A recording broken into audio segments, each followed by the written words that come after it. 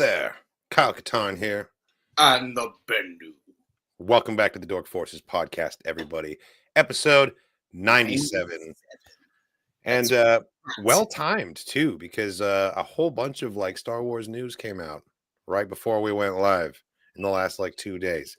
So that's pretty awesome. How's it going, everybody? Very happy to see you all. Yes. I hope you're having a good day. Of which, the 97 number also makes sense because after next week, it is Emerald City Comic-Con, of which means we will finally be, again, once a year in the Katarn studios together, best friend. Oh, man. So, I think it might all line up. I think Dork Forces 100, we can make it happen. Well, no. So episode 98 would happen next week, and then which is that Tuesday, and then that next Wednesday I go to work. I go to work from 9 to 4. I rush home. I go to the airport at 7, and then you pick me up at 11:09 p.m. on Wednesday. Well, that's too much information. Wednesday. People don't need to know that. Now they can assassinate us. If anything, now they know everything. We'll be. It's ready. True. It's true. You know where to come say hi to us at the airport, picking the Bendu up. Well, 99 is still cool. We can do it in honor of 99, the best clone. Whoever was. But actually, but what I was going to say is episode 100. Thank you. 100 would actually take place right before, right after Emerald City Comic-Con, but right before leading up to you having to leave for Tokyo itself for Star Wars. Mm-hmm. Star Wars Celebration, which is why we have the purple theme right now lining up with, because I'm just in celebration mode. It's already begun. We got the cherry blossoms, we got the purple. To anyone who follows Star Wars Celebration profile on either Facebook or Twitter or Instagram. I don't know if they've released it on their Twitter or not, but their Instagram and their Facebook for sure. Some of the artwork, the posters that they continually are kind of trickling out. Dude, they look so good. Has been absolutely gorgeous. You're right. We need to talk about that. Again, I'm so jealous of those who are going, because the potential of getting those art pieces in, I don't even care what size. It doesn't matter what size. A full poster almost would be too big, because if you wanted as many of them, then you would cover multiple walls, which I guess theoretically wouldn't be a bad thing.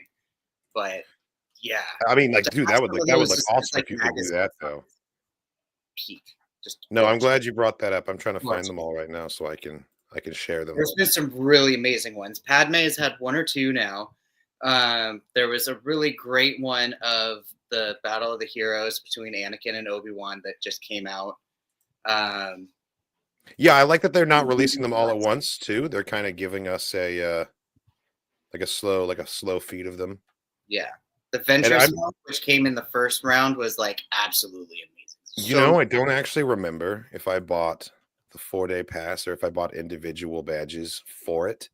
I really don't remember because so much was happening at the time, but now I'm really hoping that I did, in fact, get individual badges so I can have 4 of those. Are those the badge art? Is that what those? That's what they are. That's what they are. They're the badge art for Star Wars Celebration. I see. Well, yeah, no. Theoretically, then hopefully, if you got individual days, then that gives you the opportunity. Yeah, that Ahsoka one. Ooh, that goes so hard. That goes so hard. I know, right? The imagery of having the saber blade actually look like a katana blade, it doesn't. It works for me. It does. It works in a different kind of way, but what it really reminds me of, and in the best way possible, is how in the Tekken games, how Yoshimitsu, his laser was in the katana shape, but it was solid green. It wasn't it didn't have a core. It wasn't a white core. It was I remember. I remember completely. You just reached into my brain and rang a bell that echoed through my teenage years. That I haven't even that's a name I have not heard in a long time. Fucking Yoshimitsu. And then he got ported over to Soul Calibur and he could do the helicopter thing. Yeah, and then they turned. I totally see what you're seeing with that though. Here's Darth Vader. Oh god, it's so heavy metal. I know. It's so heavy metal. Like, and the emphasis that all of the lightsaber blades have like almost a flame coming off of them to emphasize that it's like it's not a regular Right. sword. It's an absolute reimagining. It works really well. And I mean, because Star Wars has always been so inspired by like Japanese, like Akira Kurosawa, for example, you know? God, Kurosawa, I said that wrong. the grayscale on him, and then just the potential if you were to take like silver highlighting and just like silver ink work for the fine detail, like, oh my God. Here's another one talking about the flaming swords. Yeah. I mean, hey, that's a Yoshimitsu sword right there. Look at that. Yeah, like you were saying, it absolutely is. Amazing. Yes. They're doing all the characters too. Like here's Din Djarin and Little Grogu. Yeah, so this is definitely all the art is another very. Yeah, this is all definitely the first group of pictures I think they let go. I've got all of them. I see you, everyone in the chat. We are going to get to Andor. Don't you worry. Here's the dark part about it. We'll be talking about Andor. I have been skipping out on social media. I have been blindfolding myself. God, look at that meditating Yoda. He hasn't even seen the trailer yet. We're going to be doing a blind reaction for Andor. Yeah, no, I haven't seen anything. If anything, the only spoiler I was told is that it was kind of like a Led Zeppelin music video, which I'm still totally here for. I can see that. You know, there's a lot to happen. Oh, look at that color transition. Yes. So yeah, seeing the blade go from red to blue. Osha. I really like that one. Yeah, I really like that one. But yeah, hang out for the ends because we're going to watch it live. I'm going to react to it live. And then, as I was saying earlier, once we're hanging out in person at the Katarn Studios, tune in because we're going to do a lot of in-person reactions to fan films and just all sorts of stuff. All sorts of stuff over here. We have a couple of like get-togethers and fan Q&As that we're going to be doing at. This one is sick. Yes. Yeah, dude. I love the way he's got his armored gauntlets in the front too. Like that was one of the stylistic changes. Armored gauntlets are really cool. They really kind of armored them up under the robes like that. Oh my God! But can we talk about that Oni mask though? Can we talk about those? Yeah. No. He looks so good. The Beskar or the Cortosis, excuse me. And I love that the artist made it also a prominent moment to like paint out every tricep and to like make his forearms made sure he was as jacked as possible. Like unnecessarily justice. Like unnecessarily. This next one might be my favorite. Yeah, see, that's what I was talking about. Yeah, that's what I was talking about. This is the second. Oh, look at that. Look at that. God damn. It's so beautiful. Look at that. The level of detail. He's got the gray in his hair, like the lava waterfall in the back, dude. Like, well, that Anakin has like a fang. It almost looks like. Like the undershadow, the fact that they gave his scowl, like they gave him the samurai mask scowl. Yeah. Like, again, the evil eye shape. No, it's great. Detail, dude. It's just the Oni mask on Chimere, absolutely awesome. The fierceness of the expressions is so classic Japanese art vibes. Completely agree. Like I said, like it works so well. Star Wars just lends itself to this stylistic like interpretation. So it's perfect. Again, here with the new school, Rey versus Kylo. This one's dope too because I love his crossguard saber. How it shows. I was just thinking that. That's like the best part of all of it. Honestly, in my opinion, is like the way that they made that look. And then the flower choice behind it, like that's sexy. The blossoms is a great idea because gets me there. Really, representative of their relationship too, you know. And also that bright red from the throne room fight, like the Last Jedi is like maybe of all the Star Wars saga films, I think the Last Jedi might be the most identifiable to a single color. Like that movie's so red. There's so much red in that movie. And not just like the Tumblr edits. Like it actually is red to begin with. This one's beautiful. That was that's the one that just, like, stays in my head. The little crescent moon, everything about it. The fact that she has her pistol ready to go. The chrysanthemums in the back, or I don't even know if that's a chrysanthemum. I don't even know my flowers. Someone in the chat help me out. Yeah, I don't know what kind of flower that is either, and I do know a couple flowers. I don't know that one though. That is beautiful. But yeah, that just the detail in that. Hell the yeah. detail in that is just. I have one of the Ashigaru Stormtrooper action figures. Bendu, you're the one that gave it to me as a gift. I have one of those from that line. I always wanted to get the Vader one as well, and the Boba Fett. Maybe someday. Speaking of guns at the ready, I love this one. This one of Andor is so dope, and not just because Andor is the coolest thing ever, but that's the Briar pistol, man. That's Dude, how I mean, we get to see that reimagined. And that's like just that, like I love how it's still kind of piratey, but still you're totally right. Like that blaster could easily be seen in Skeleton Crew. You know, like Totally. that entire costume is still like could be a cut and paste.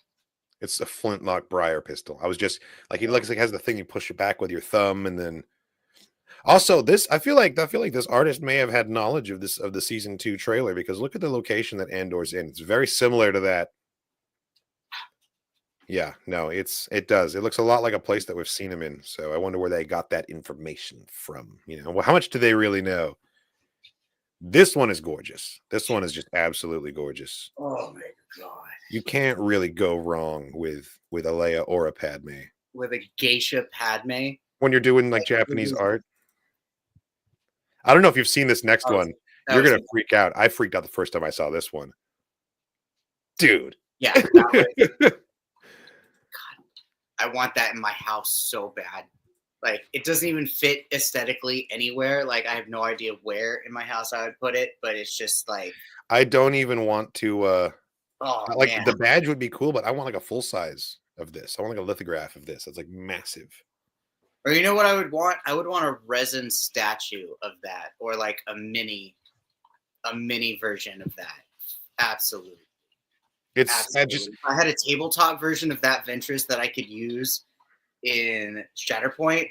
Oh, good God. I love how subtle it is that like she's totally on Dathomir too. That makeup though, the way that they that red sky with the two moons, like it's totally Dathomir. Yeah, the purple and then like the red blades and the red of the flowers. This one is absolutely gorgeous. And I know that they're not, I don't know what kind of flowers they are, but they remind me of Pahudakawa flowers from New Zealand on Pahudakawa trees, but I'm sure that's not what they actually are. I'm sure they're like some Japanese flower. 03 Venture Supremacy. Right. Legit. Yes. It totally is more like, I can totally see the Tartakovsky, the Micro Series Ventress more than the Clone Wars Ventress in this. Yes. I totally hear you. Yes. Yeah, I think this one was my favorite too, honestly. Although, like that Andor one with the Briar pistol is pretty sweet. Ventress minus Tengu meets Ninja. Yeah. I can see that. It is very Tengu. Now that you say that, yeah, I can see that. That, you know, it's cute. It's cute. The little clockwork R2, it's cute. It's not nearly as epic as the Ventress one. It's just, man. This one reminds me of Toby, that one Star Wars Visions. Remember? You know, I feel like 3PO would be the type of droid to really appreciate the song Pink Pony Girl. At the end of the day, like, just looking at this, I feel like, yeah. It's canon. No, seriously, I'm really, I mean, at the end of the day, I'm just happy they got card art, you know? That's what makes me happy. He looks like he needs someone with a little colorful hammer to just tink, tink, tink, tink until he starts working again. And then the final badge art that I have seen. I'm sorry? Looking at R2 like that kind of has a little Studio Ghibli-esque sort of feel to it. Yeah. And I'm not sure if it's necessarily the color choice that they went with it, or maybe I think it's how much they've simplified the mechanical parts. Yeah, I think, they were just kind of able to get that Howl's Moving Castle sort of like inspiration in it and with it. Put on Windrose. Some dwarfs. Yeah. He does. He looks like a dwarven machination, doesn't he? Owl. Totally. Dude, yeah. Totally. The little clockwork owl. That's a great callback. What a throwback, man. And then here's the final badge that I've seen so far. Absolutely badass. I love how all of the colors of her armor are represented in this. Oh man. And the dark saber still on her hilt, just resting, represented, but not lit because she's not trying. Not the dark saber. No, I think that's That's true. Saber. That's Ezra's saber that he gave her. Yeah. That's totally Ezra's saber that he gave her. Dude, same. Just like as a Ronin. Who knows? I mean, like, there is totally a story to be told about like Sabine and Ahsoka just trapped on Peridia, and Shin is out there too. Like, that alone could be a story. And who knows how long it's going to take for Ezra to return the favor and bring her back now. I forget it. Shin never made it off the planet, right? She's still trapped. No, she's 100% trapped with them. Right. Yeah, and the little turtle hobbit people. Yeah, no, Devil Dog. Devil Dog. Now that I'm I can't unsee it now that I think I was just excited. Okay.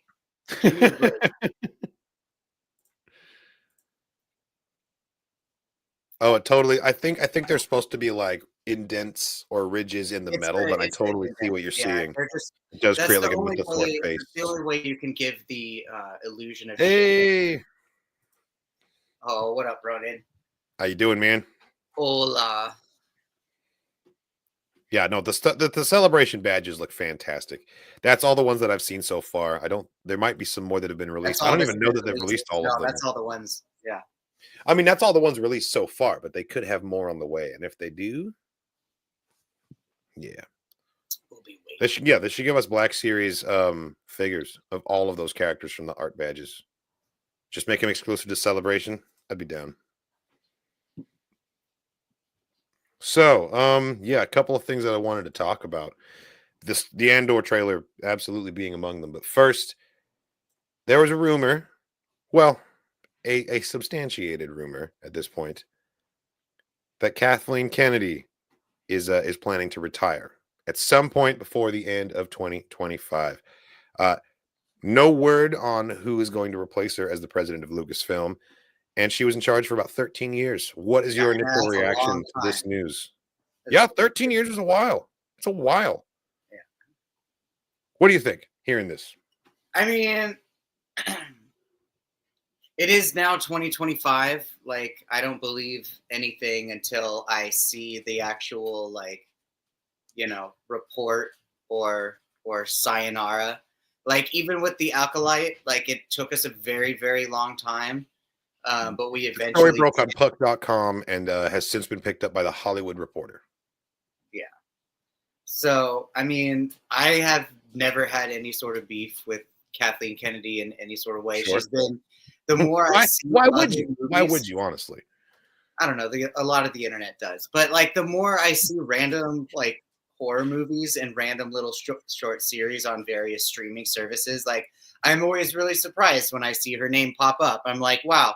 You would have this, you would have a little foot in the door in this weird alien. Once you know her name, you see her name everywhere because this woman has produced very much so many movies, and so many of them are fantastic. Also, I agree with you that it's not fully substantiated yet, and so I noticed that Hollywood Reporter has talked about this story, but no one else has sort of touched it yet.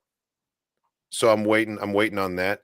The gift comes from Brian Ward. Shout out to him for this fantastic image. She's definitely earned a retirement. She's been in this business a long time, 13 years at the head of Lucasfilm. I wish her all the best, honestly. If she wants to step down, that's completely her choice.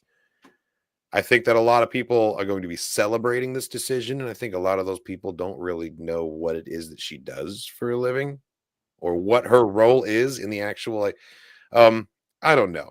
But the big question now is who's going to replace her? Who's going to fill that spot?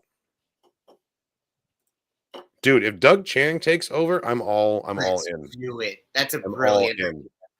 That is a brilliant idea. I honestly would be all over that. I would just hope that he keeps designing stuff, because if you become president of Lucasfilm, it's going to take up a lot of your time. Same comment about this, about being Dave Filoni. It totally could be Dave. Yeah.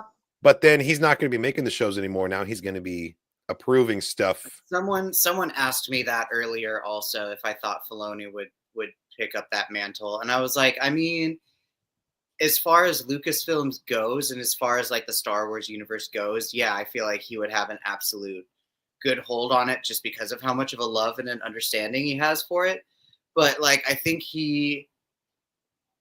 I'm not in his head at all, and I don't really know Filoni at all. But like, yeah, as a creator and a writer, I feel like that's probably more where his passion is versus like trying to run a business. Sure. Sort of a deal. There's something to be said for being promoted out of the position where you're best used as well, And Droid Herd is bringing up a good point. Doug is he's a production designer. He's not a businessman. He doesn't want to be CEO of anything, So I don't know that that's necessarily a role that he would want to go down. I just hope he keeps designing. Yeah, exactly, Nathan. John and Dave create. Exactly. Let the creators keep doing what they're good doing. Yeah, exactly. I see you. I don't see that comment. Where is it? Oh, Nathan Troxel. John and Dave need to create. Oh, there it is. It hadn't refreshed on my screen. Yeah, Nathan. Let the creators keep creating and exactly. So keep them in a role where they would be creating stuff.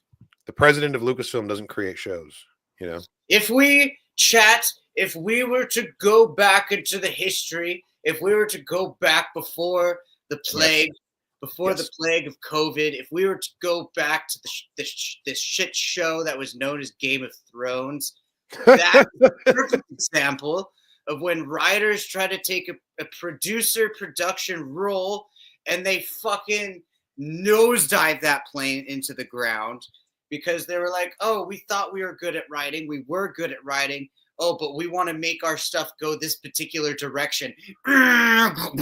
What is this in response to? Is this in response to saying Charles Soule? Like who's the writer that you're talking about here? Because George R.R. Martin, I don't think was what tanked. No, the Game of Thrones. The two dudes. It was the two TV writers. Yeah, they were given a shot at Star Wars, and they got so excited they tried to rush their current project, and it didn't. Didn't go great. Seriously, tell them how you really feel. You're not wrong though. You're not. That's the thing. Like we all got burned by Game of Thrones. We all got burned. Speaking of burning in lava, everyone's favorite movie, Revenge of the Sith, is coming back to theaters for its 25th anniversary run. Look at this poster by Matt Ferguson. Look at this thing, dude. I was going to say, that one says 20th anniversary, not 25th anniversary. If it was 25 years old. Excuse me. Yeah, 20th anniversary. It's because the 25th just happened for the Phantom Menace. That's why I misspoke. True. But God, that's so beautiful. Oh, that's so. I love that they have the invisible hand just like kind of blowing up in the top left. Of the poster. Yeah, there it is. Everything is just like the battle above Coruscant, and then. Not to worry, we're still flying half a ship. Oh man, and it's like because it's 20 years later, like but we always knew. Everybody knew that Anakin was going to become Darth Vader. But like right. I don't know, if for some reason it feels a little like spoiler alert, putting like the Vader helmet out there like that. But no, I don't know. 20th anniversary. Do you still care about spoilers 20 years later? No, not at all. Not at all. Just like it hits very hard. It's very pro-Empire. It's very, I'm like looking at that. I'm surprised that they haven't made like an Obi-Wan Kenobi version, just like to kind of be the other duality of it.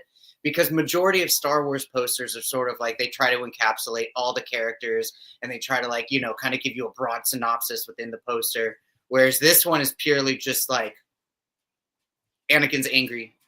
Angry. Anakin go off. Anakin's about to burns become this. I mean, like there's you can see it's like Obi-Wan is kind of there. Obi-Wan, there's like a teeny tiny little Obi-Wan there. That's like he's kind of present, but like everything about this is just like pro-Empire. I want this poster. Yeah, exactly. Like everything about it. It's so good, dude. It's very heavy. It's very heavy metal. That doesn't make me feel that old because I was only in high school when this came out. I was like a sophomore in high school, I think. So yeah, I wasn't that much older Yeah, than that you. sounds about right. Freshman or sophomore. Yeah, that Probably a definitely. freshman or a sophomore in high Yeah, school. yeah, One yeah, of yeah. those. Man, because I remember Dude, yes, like this. all the people my age who saw the originals for the first time in 1997 or in 1995, sorry, with the special editions, you know. No, that was 97. But Man, I yeah, remember the getting people so who've never seen it jealous of before, like the big kids in my screen. school that got to leave early to go see it. I was like, oh my god, you bastards! Like, I have to wait a whole like 2 more days. After 2 days, and your parents were cool enough to let you leave early. What? Like, yeah, you were 4 years old. That's rough, buddy. But Okay, you know okay. what? Well, now I feel old. Out. Dad, I got your voucher. Out!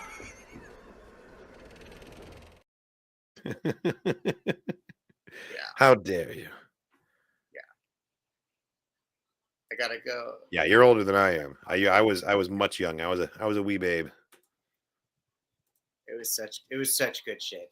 Although Force Awakens was good too. I mean, no one's debating Force Awakens. What do you mean Force Awakens? Oh, you mean when it came out as its own trilogy? Just I mean, yeah, well, of no, course. just in terms of I was- he's saying in terms of theater experiences. I had a oh, real good time at Force Awakens in my theater well, that's experience true too. too. It was also they were different times of year for sure. Like Like Force the Awakens, garbage will do, and then we see the Falcon for the first time. Like everybody but like, cheered, dude. There was such but it good was like energy. technically a Christmas movie, and it was also like the fact that hadn't we hadn't been given something Star Wars related in like what 6 to 9 years before that. So it was just like an absolute Christmas present. Whereas Revenge of the Sith came out in like what springtime? Like it was definitely it wasn't during winter that it came out. No, it came out in May. It came out in May, and it was Yeah, also it the was end of springtime. it was Yeah. also the end of a Oof, trilogy. So like we had built up the oof. characters. We had a really good specific idea of what was going to go down in the movie. Versus Force Awakens, we just knew it was going to be Star Wars and it was going to be this new thing. That's true. So totally different energy. But like, man, do you remember your first time watching Revenge of the Sith? Like what you like how you went about your day? Like how could you function? How excited were you? I couldn't do anything. So I I couldn't don't do anything that remember day. there was a lot of buildup. I do remember that it was a Saturday. I do remember maybe it was a Friday after school. I don't remember that specificness of it. It But I was do remember it was a it had weekday to been that on came Saturday. out. But because I remember me and the kids in my neighborhood like having lightsaber fights and like just absolutely playing the shit out of KOTOR and Republic Squadron. Republic Squadron? No, the one where it's the 4 to 5 like clone commandos. Oh yeah, Republic Commando.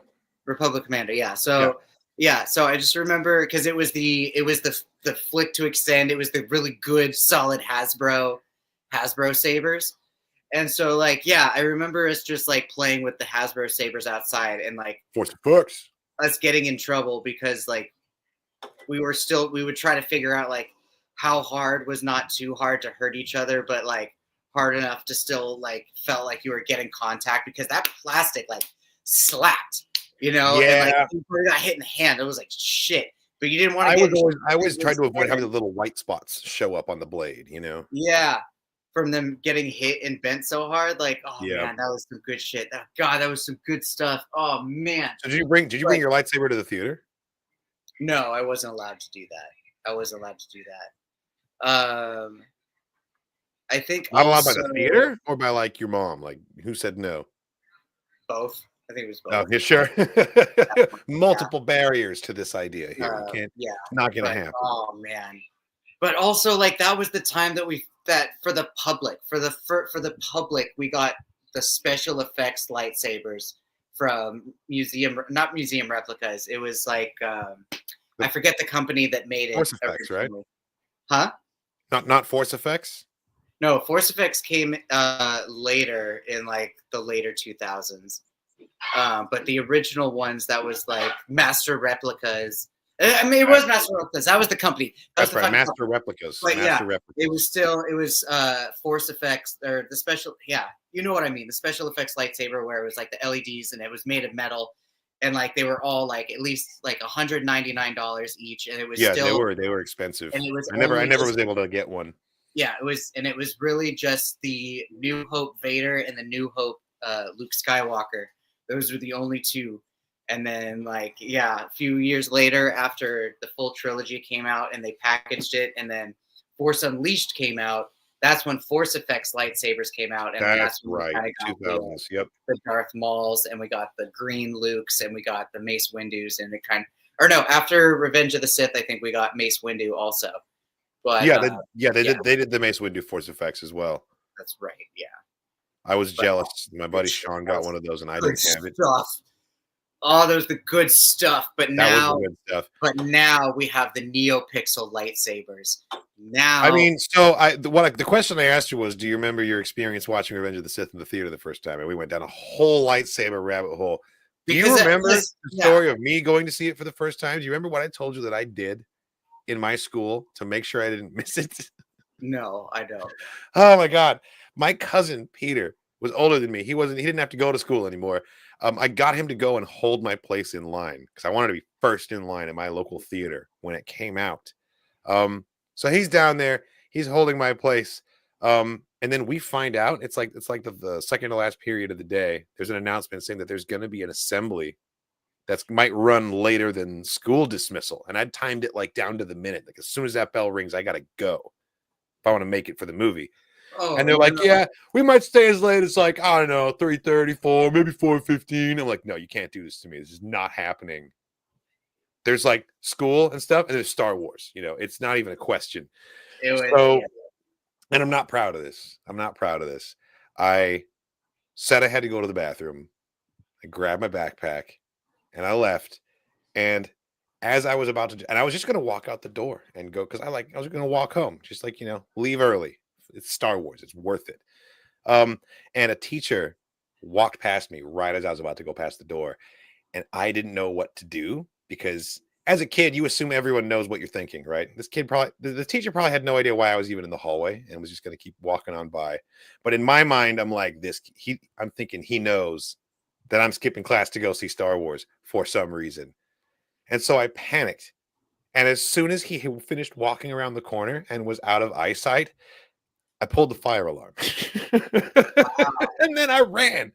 Wow. And then I ran and I made it home. And there was no assembly and no one had to stay late. And looking back on it, it probably was not necessary. But in that moment, I basically blacked out and was like, nothing is going to stop me from getting to the Star Wars movie. Like, teacher can't stop me and scold me if he has to go wrangle his class during a fire drill. Boom. And I ran. And you know what? So, I was first in line to see that movie. So, I mean, to still answer your question, I mean, like, I don't remember, like, there was a lot of buildup. There was so much like hanging out with friends. I think that was ultimately the most like memorable part of it because I remember watching the movie. I remember thinking how much like the acting was, or not the acting, but like everything was just like visually so much better. And I mean, to a degree, yeah, the acting was better than what we got in from Attack of the Clones. And just like at the same time, because of how young I was, it didn't really hit me that this was the last Star Wars movie. Right. It's all over after this, at least for a while. Like we still had Clone Wars on Cartoon Network. We still had the animated Clone Wars, like Dave Filoni's Clone Wars was still kind of going. Like Rebels was still like in the works and in the thoughts, and like, but also Avatar: The Last Airbender had just started, so it's like I had other things to kind of distract me, and that was still kind of like able to scratch that Star Wars itch.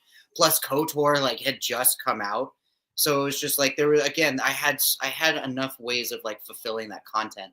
But like I remember coming out of the theater and just like being so just like in awe of everything, and just like I remember crashing so hard when I got home. I remember just like you see what the adrenaline wearing out, falling asleep, because of all the adrenaline. That's exactly what I think it was. And then the next day was like a Sunday or something, and then I just remember like going down to the end of the cul-de-sac and like talking to the neighborhood kids again and just being like, dude, what did we what did we witness yesterday? You know, and it kind of just like, yeah.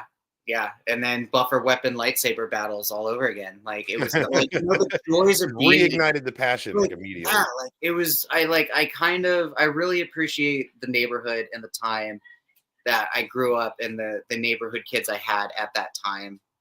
Like, you know, like there would be things that I wish that I could change about myself at that time, but like I'm very pleased. I was very lucky and fortunate to be surrounded by other kids who had the same interest in Star Wars versus like, you know, not like, you know, having like just being in a neighborhood full of jocks, you know, and like not being able to have a collective to like have a carpool, you know, to go to the movie theater and then like watch it over and over again. I'm pretty sure I saw it in the theater at least 3 times. So I saw it with the neighborhood kids, and then I saw it with my stepdad, and then I think I saw it again with like a couple of other friends at like a few weekends later, sort of a deal. But yeah, it was so good. I remember still laughing at the fact that Padme died of a broken heart. But you know, you're a kid, so you don't really understand nuance necessarily. Did she though? That time? Did she though? So, yeah. But man. So anyway, yes, I did get in trouble after I got caught. I got thrown in detention. It was a whole thing. How did you get caught? Just by process of elimination? And the fucking dude, the teacher like walked right past me. And then suddenly, fire alarm starts. Turns around, I'm gone, and the door's like swinging on its goddamn hinges. Like it didn't take forensics to tell that it was me that did it. And I admitted it too as soon as they were like, "Was it you?" I was like, "Yeah, it was me." It was very much a do what you must have already won situation, because just like you, I was still like riding that glow of like, I just saw Star Wars. I just saw new Star Wars. You know, I just saw history. Yeah, I just saw history in the making, the end of a trilogy. And I was totally like Wim in Skeleton Crew. Like I saw the button. I knew the button would solve one problem but create 5 others. But solving that one problem means I'm seeing Star Wars. And so, you know, it's easy logic for a kid. Like, I mean, at the time also, Darth Maul, even like to this day, character-wise, but I like, because it's been like 20 odd years later, I appreciate Darth Maul for different reasons. But like at that point in time, like little kid Chris, like, goddamn, I still loved Maul. But the Battle of the Heroes fight that we got, that Battle of the Heroes fight was just so. Yeah, it's a different. It was just like on a completely different level. After you've built an emotional connection to the characters, it really changes everything. It really does. But having said that, you know, like one of the reasons why you feel differently about Maul 20 years later is because they've done 20 years of adding to him. Like we see Maul through the lens of Sam Witwer's performances in the Clone Wars, you know, and in Rebels, and that recontextualizes the way that we relate to Maul. And so now watching the Phantom Menace again, like you feel totally different to the way you saw him at first, because the first time you saw him, the Clone Wars didn't exist yet, you know. As far as we all knew, he died at the end of that movie. So that's true. It is really cool. It was just this badass character with a double-bladed lightsaber. He was gone, and then he was gone in a flash. Like, oh god, it was so like even that movie in itself was just like a revolutionary in person, adding legs specifically, yeah. But like, just that was what is it from Inside Out? Like that was a core memory. You know, like witnessing episode 1 for the first time was just absolutely it was a core memory being made. Like God, now I don't even remember what I was gonna Google. This is after that's exactly what I'm saying. Like adding that context really, and it doesn't just hit different; it hits better. It like improves so many things, and I want that for the sequel trilogy someday. I really think that eventually we will have supplemental media that will enhance our experience while we're watching it. Like we'll have things that have changed the context, added new things. Resistance did it a little bit for the Hosnian Prime destruction sequence, but like I want that on another level, and I think that eventually that's going to happen. I mean, how many years after the prequels had concluded do we finally get that, feel that sense of completion about their storytelling and about that world building? Like it's going to take a long time here too. Like, you know, the dust has to settle first before we revisit it all, but eventually we will have that. We'll have some flagship animated series that bridges that gap and makes the sequels resonate more. So upon Yeah. Googling everything, so all the prequel movies literally came out in May. Within like the 16th and the 19th. So all three of them came out within like 3 days of each other, which is The original was May wild. 19th, 1977. That's why. So tribute with that. like the fact that all of them were just like springtime warm weather movies, and then when the sequels came out, they were all like winter time. They were Christmas movies. Christmas. And I really liked it, dude. Having a Star Wars movie drop every December was kind of nice. But like, oh man, just like that spring, I just remember still just like it in being an integral part of my personality. Just like seeing the Gungan army show up for the first time, like as great and as amazing as Revenge of the Sith was, like I don't know, there was still something absolutely monumental about watching episode 1 for the first time. Bomb bad, you could say. It was bomb bad, like, you know, like it was like it really was. God. Like this is revolutionary. But I don't think anything made me feel the way I felt when I saw Oto Gunga for the first time. When they go under the water and then suddenly like the domes are revealed. Like I was like, oh, we haven't done this before. This is new. Like I was so excited.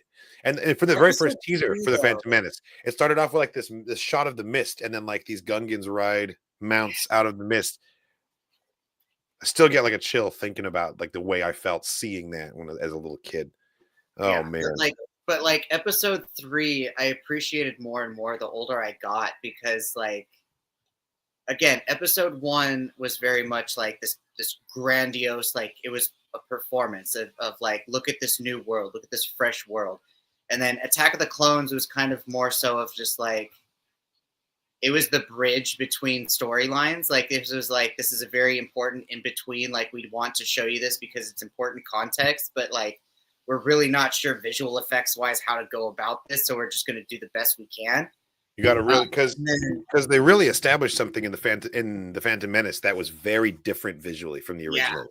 And then Revenge of the Sith came out, and it was just visually gorgeous, just absolutely beautiful. And it showed us so many different planets because of Order 66. It was just kind of like Industrial Light and Magic was kind of able to just take a moment to be like, hey, look what we can do.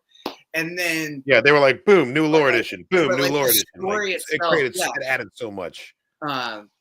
And then the fight choreography too was also like, hey, this is going to be our opportunity to really show, like with Palpatine and with Anakin, even though Anakin's not rocking the red saber, like this is our opportunity to really show, like same with episode 1, like this is the Jedi and the Sith at their prime, quote unquote. Like this is like, we're not going to be seeing, as George Lucas said, we're not seeing old man fight on the space station.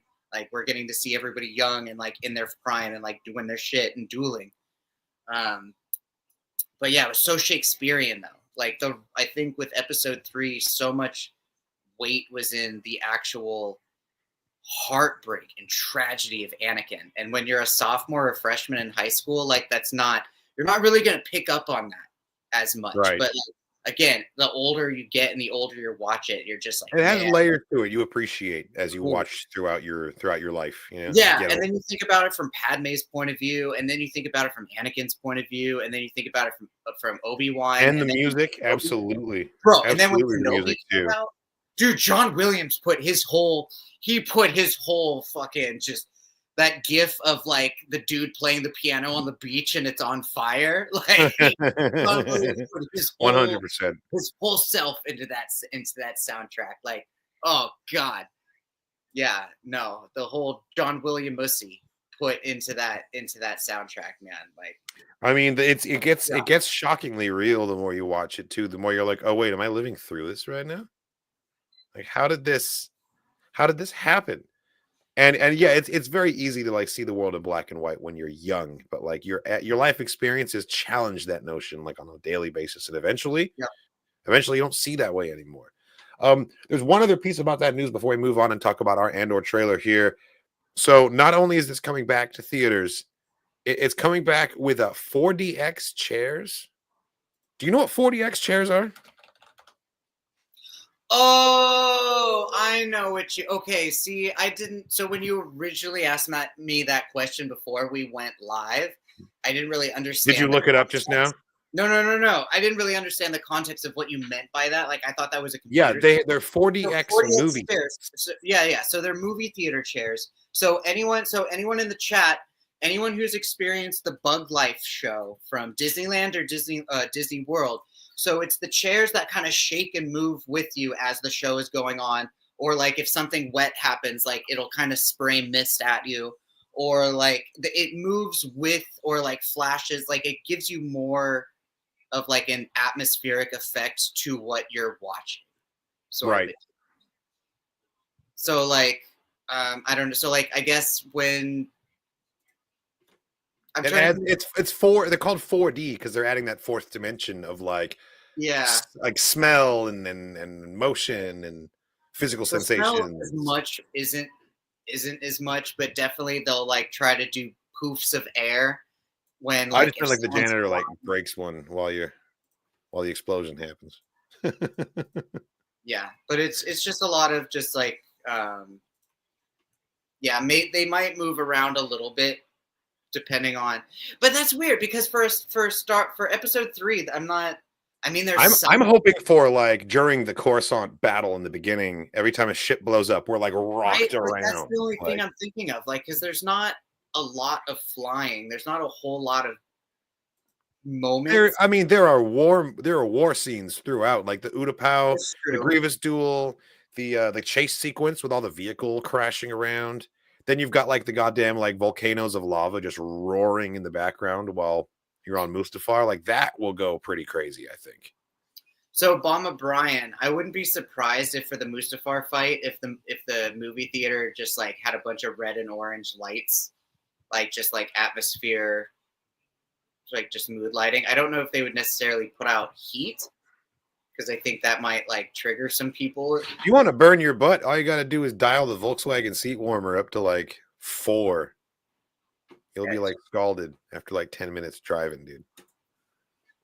Will I be able to eat on this chair? I don't know. Very carefully. Yeah. Also, speaking of eating and speaking of this movie, are we going to get Revenge of the Sith popcorn buckets? Please tell me we're going to get a cool-ass popcorn bucket.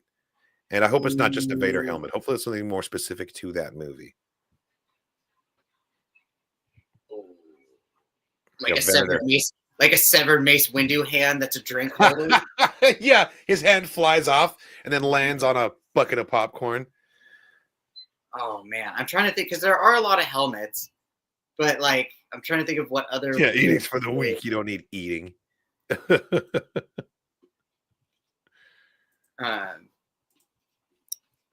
Yeah, I'm trying to think of what other potential. I mean, yes, let's go. I'm here for the idea. I guess different ships also could be popcorn buckets. Like the so 40X chairs does not scare you. You've experienced this before. I have, yeah. I'm trying to think of which movies in specifically I've seen in theaters. It might have been. Oh, you know what it was? It was the second Black Panther movie, Wakanda Forever. Oh, I bet that was sweet, actually. And then,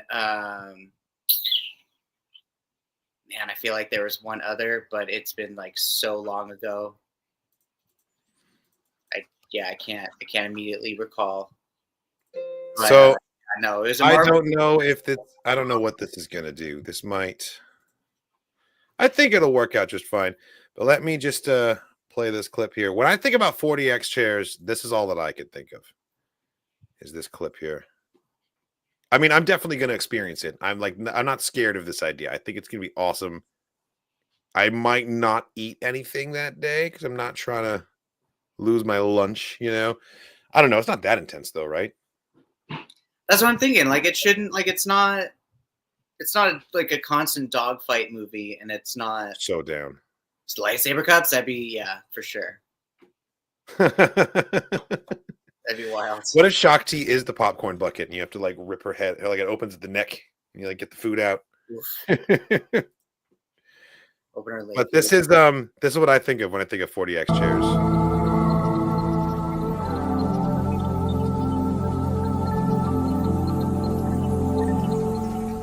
Well, Okay.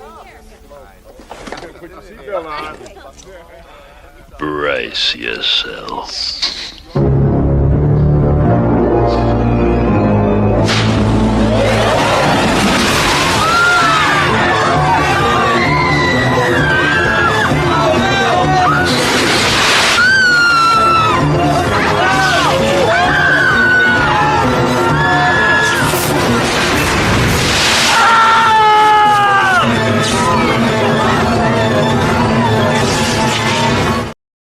So it better go like that. That's essentially, yeah, that's exactly, yeah, it's essentially like that. During the Obi-Wan Anakin fight, someone needs to just get launched across the theater, and they have to Wilhelm scream as their Oh, dude, especially during the their popcorn bucket flies out of their Palpatine hand. Like, Yoda fight in the Senate. Oh my God, someone scared me to be able to picked up and thrown. yeah, That's and every time they throw the Senate cars, someone gets That's ejected out of their seat in the audience. Yes. That would be hysterical. But before it gets too late, we do in fact need to get to the Andor trailer. Yes, that is our next event here. Okay, cool. So Andor trailer, season 2, official Bendu reaction. You have not seen this, correct? I have not seen this at all. Beautiful. Okay, here we go. We're in a war. You want to fight? Or you want to win?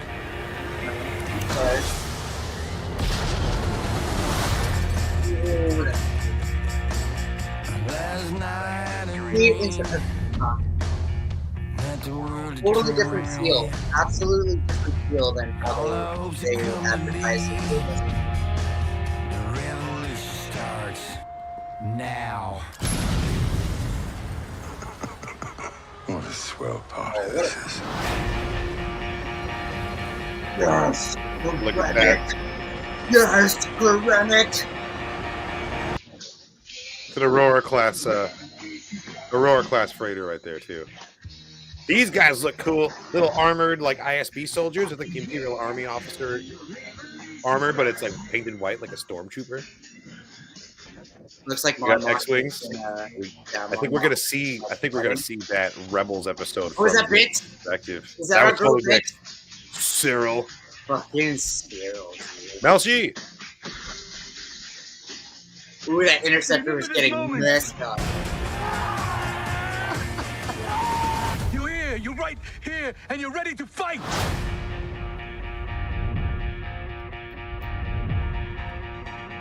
Oh man. Oh man.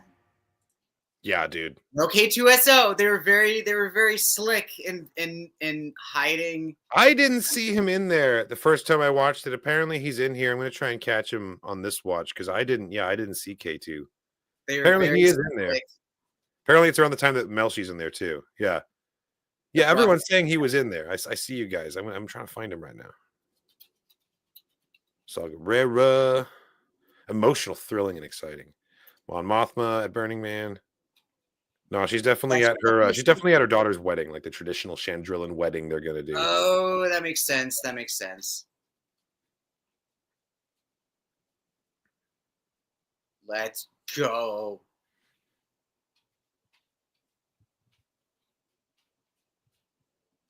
Oh, I mean, I know he's physically there. I know that he's in the credits. No, he's in the trailer. He's in the trailer somewhere.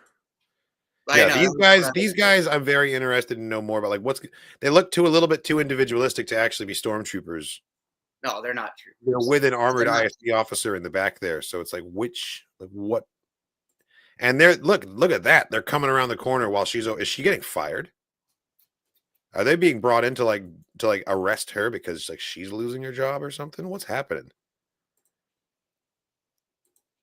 Still no K2. Dude, look at that thing. Look at that thing. Oh, it's just wrecking shop.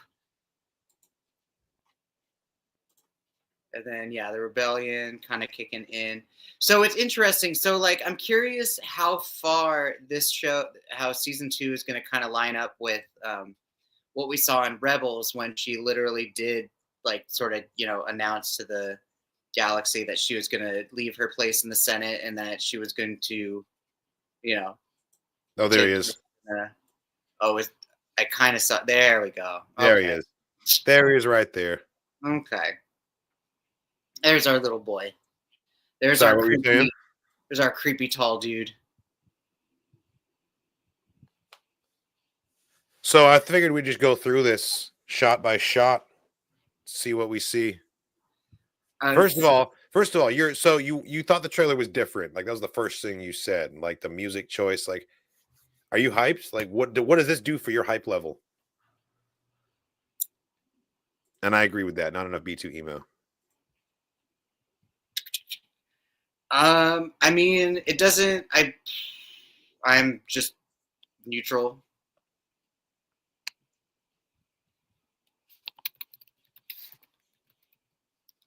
All right, we're gonna start from the beginning here. No, I actually, unfortunately, don't have enough time to do a full breakdown this evening. Oh no! Are we out of time? Yeah, we've almost been live for an hour here. Oh no, that's because we talked about Revenge of the Sith for like way too long. There's so much to talk about with that movie. That's the problem, is that we all get caught up in our stories. All right, well, I will continue on the trailer breakdown then. We can definitely, for the next week's podcast, look at this from shot by shot, because by then I'm sure. No, it is all good. It is all good, Bendu. We will do it next week. I'm so sorry, everybody. I didn't realize that we were working under such a time constraint this time. But we will get this to you soon. Yeah, you have a great night too, man.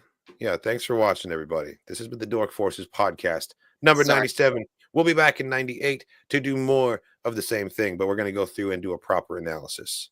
I'll probably drop a video between now and then too, so you guys don't have to wait quite that long.